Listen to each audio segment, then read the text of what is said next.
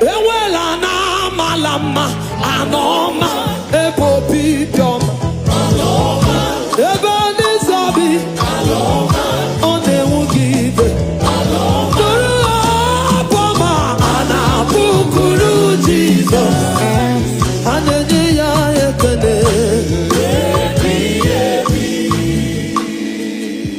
Daddy, once again I want to say thank you.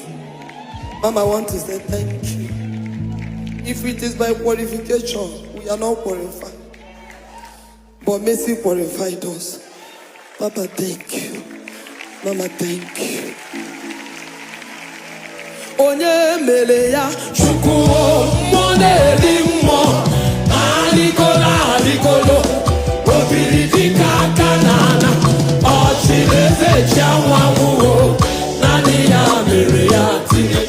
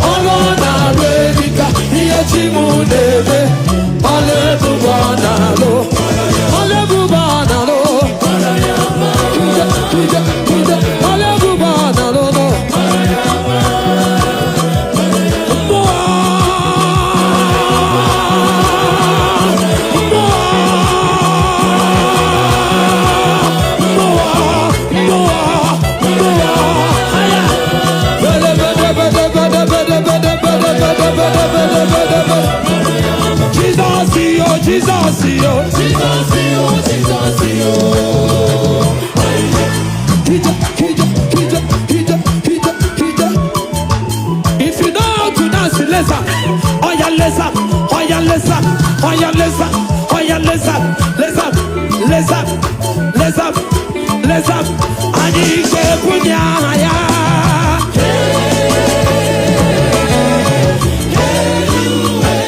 Engolo togunga bahaya.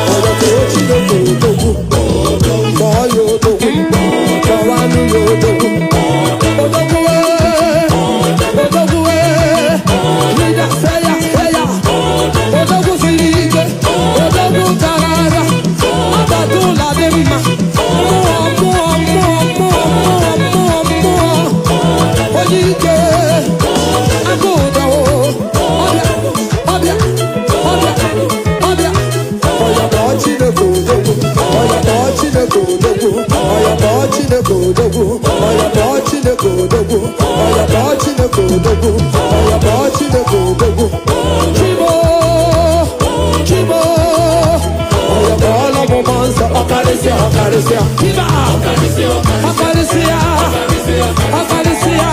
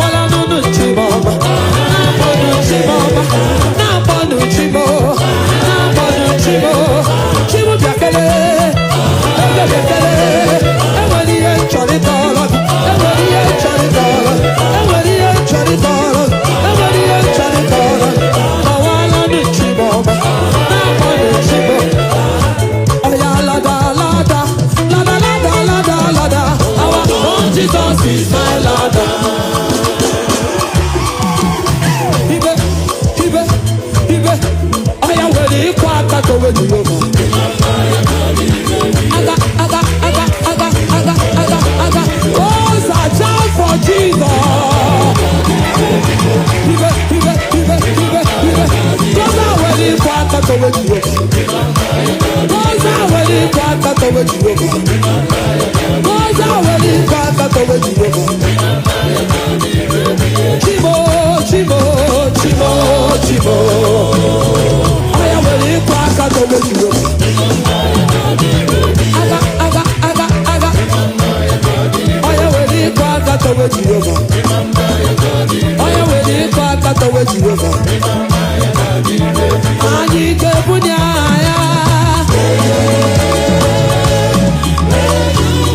You are going to your neighbor like this. Hold your neighbor like this. There is something you will go and show your neighbor. Higher. Oh yeah, neighbor. Neighbor. Neighbor. Neighbor. Neighbor. Neighbor. Neighbor. Neighbor. Neighbor. Come and see. Come and see. DJ, I am never, be a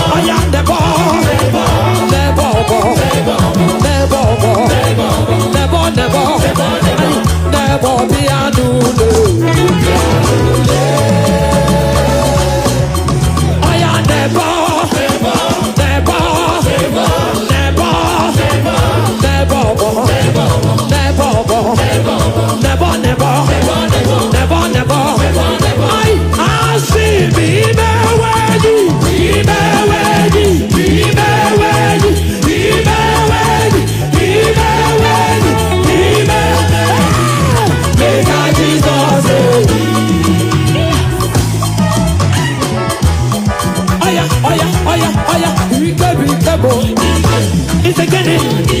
Listen. Talk up. Tell your neighbor. He gave your neighbor. Oh no, here. Oluwa dey here. Oluwa jala there. He can do jumpa. He can do jumpa. He can do jumpa. He can do jumpa. Bono yotao.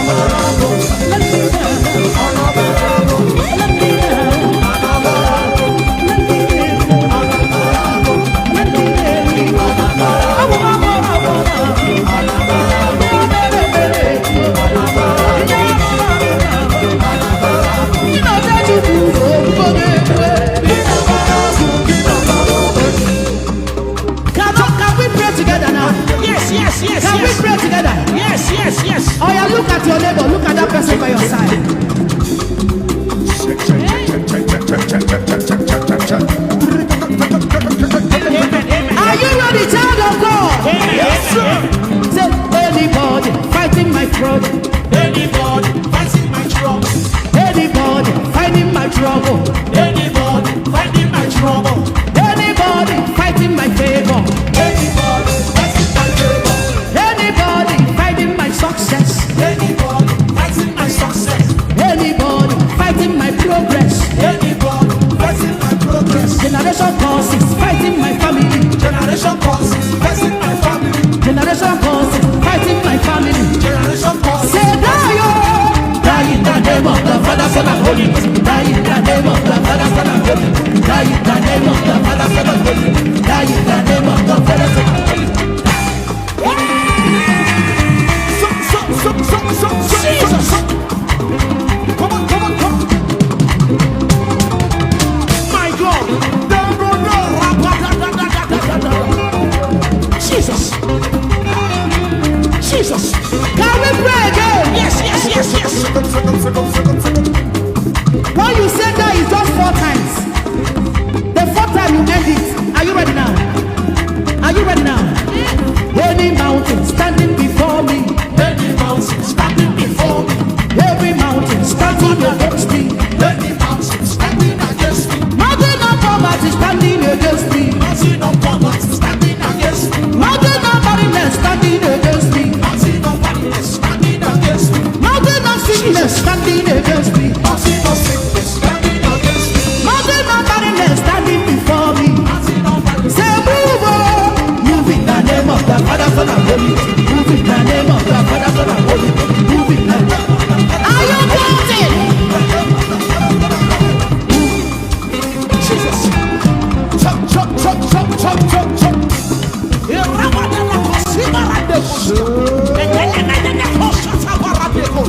Jesus, Jesus, Jesus. They will no longer hinder you.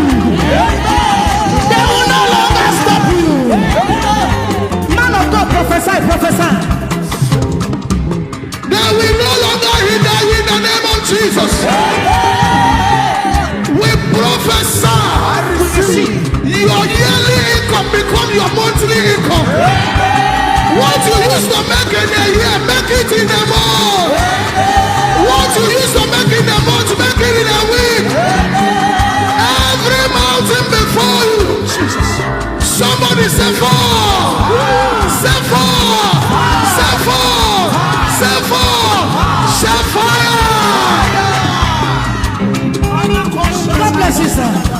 Jesus, yes, sir. Yes, sir. All you want is Hosanna. Oh yeah. Oh yeah, carry your favor.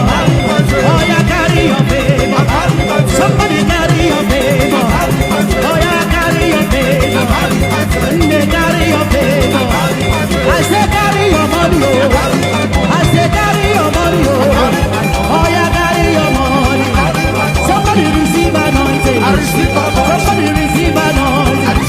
Anointing to excel. Anointing to overcome. Oh yeah, receive anointing. Oh yeah, receive anointing. Child of God, receive anointing. Oh yeah, receive anointing. Hey, there you go. Hey, Banana, tell me the man. Hey, just you gotta host it.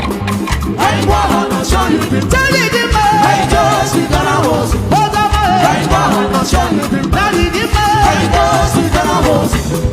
Hey, wanna show you the.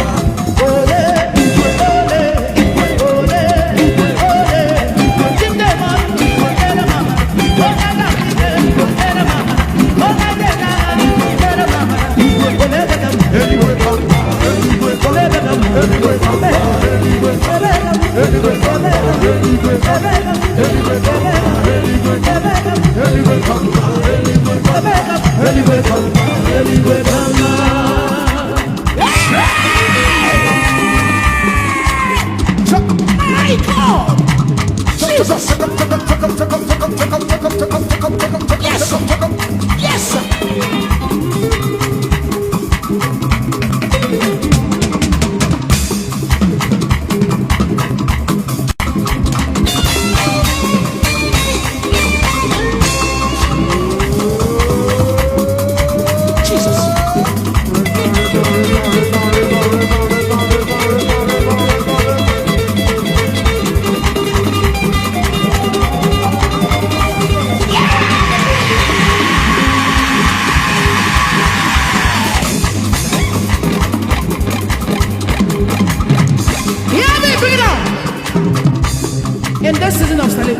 Jesus.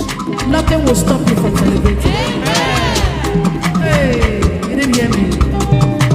In this season of celebration, no man will stop you from celebrating. Nobody will stop your shine. No man will stop your shine. No power will hinder your shine. In the name of Jesus. I'm going to teach you a new song. Are you ready for that? I don't know what you came with, but I know what I'm going with. Did you hear me?